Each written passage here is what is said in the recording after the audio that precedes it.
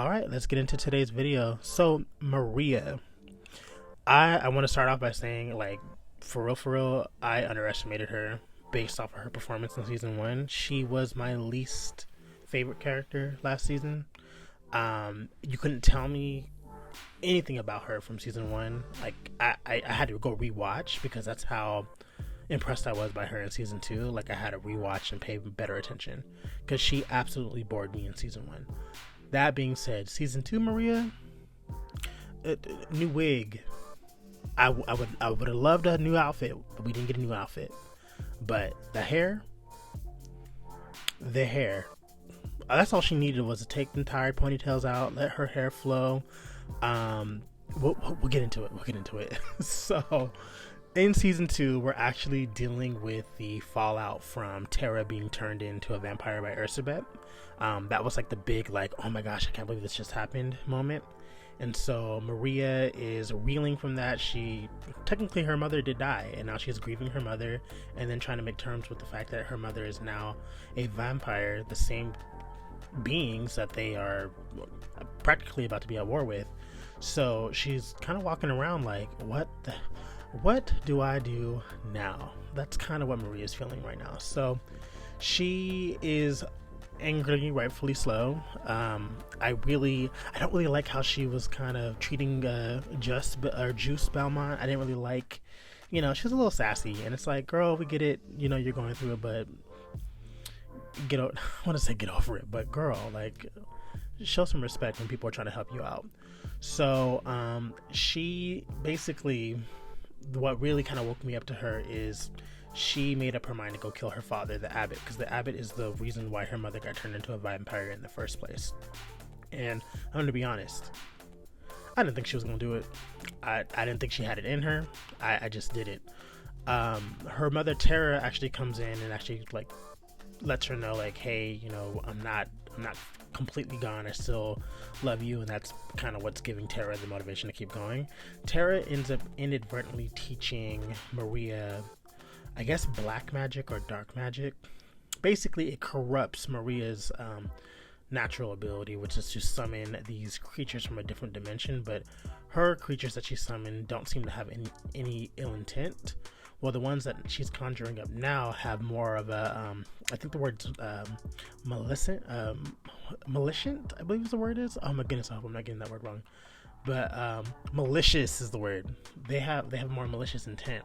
So these creatures are kind of reflecting her current either emotional mindset or just, the direction that she's going to go in if she doesn't reel it in. So she's able to conjure up some really cool looking, like, dark looking tigers. So basically her powers have been corrupted, and so she ends up confronting her father. They go back and forth, and Mama just spirals, and then, like, her eyes get all black and crazy, her hair starts to flowing, and I'm just like, oh my goodness. It's like, if she was a redhead, this would have ate even more, because it would have gave, like, Jean Grey, Scarlet Witch. We love a good unhinged redhead moment, and that's what Maria was having.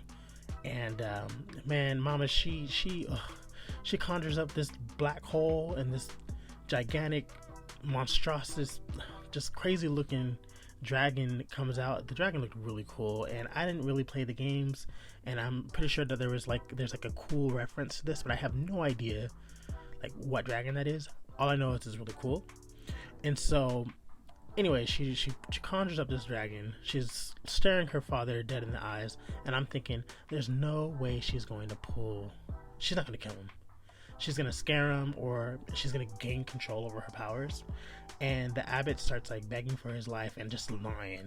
All the Abbot knows how to do is lie and save his own skin. And it's, like, really sad when you really think about it. Like, I don't think he loved those two, the mother or the daughter. I think that they were just a means to an end, and he would have sacrificed either or of them without a moment's notice, which he did, because he was going to sacrifice his daughter at first. So anyways, as you can see, I feel like he deserved it. So she fully commits to it. Like, he starts running his mouth, and she's just not having it, and she just goes full-blown unhinged redhead, crazy berserk, and the dragon, like, burns him to cinders. Like, he's sent to ash. And now we do get a little bit later after that moment Tara kind of walks in and she has a grin, and I think that there's the black smoky entity. I think they're calling him Coyote. Again, I'm not really familiar with the franchise like that much, but that's what Reddit's saying. So, you know, maybe that's also what was corrupting her. But getting back to like me just being impressed, like she really showed like she can get gutter, because she just seemed spoiled to me in season 1. And so seeing her go there and kill her father, it's like, okay, all right, girl, I must have misjudged you. And we kind of just get that same energy throughout the rest of the season. She does reel it in though. She ends up kind of going back to normal, but I think the steps that she took this season kind of hardened her a bit more, because she fights so effortlessly against Ursubet. The creatures seem more imposing. In season 1, they just didn't seem imposing. I feel like they could have been swatted away.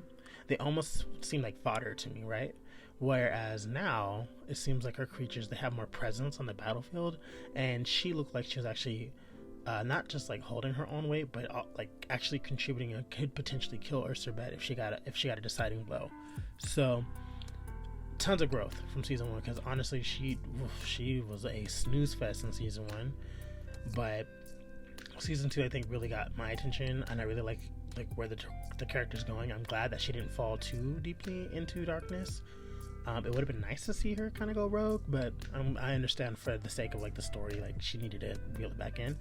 But I would love to see, if we do get a season 3, a time skip. I think 5 to 7 years, maybe even 8.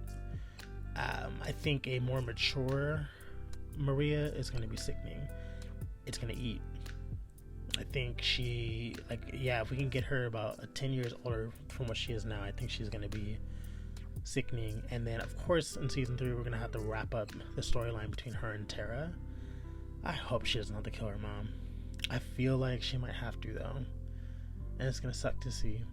And if they don't do it that way, I'm curious to see where they're going to take Tera's character, but I feel like she is going to be maybe not an antagonist, but she's going to play a big role in the next season. So what did you guys think about Maria's performance in season 2?